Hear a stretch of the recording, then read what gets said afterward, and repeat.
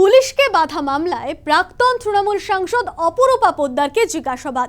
4 ঘন্টা জিজ্ঞাসাবাদ শ্রীরামপুর থানায়। থানা থেকে বেরিয়েই জ্ঞান হারালেন প্রাক্তন তৃণমূল সাংসদ। এদিকে গ্রেফতারির 96 ঘন্টার মধ্যে জামিন অপরূপার স্বামী সাকির আলীর। পুলিশের কাছে বাধা। দ্বিতীয় তলবে শ্রীরামপুর থানায় প্রাক্তন তৃণমূল সাংসদ অপরূপা পোদ্দার। 2023 রামনবমীর অশান্তির ঘটনায় গত মঙ্গলবার এনআইএ গ্রেফতার করে অপরূপা পোদ্দারের স্বামী সাকির আলীকে। স্বামীকে নিয়ে বেরোনোর সময় পুলিশের কাছে বাধা দেওয়ার অভিযোগ ওঠে অপরূপার বিরুদ্ধে। সেই ঘটনায় গত বুধবার প্রাক্তন তৃণমূল সাংসদকে তলব করেছিল শ্রীরামপুর থানা, তবে ওই দিন হাজিরা দেননি।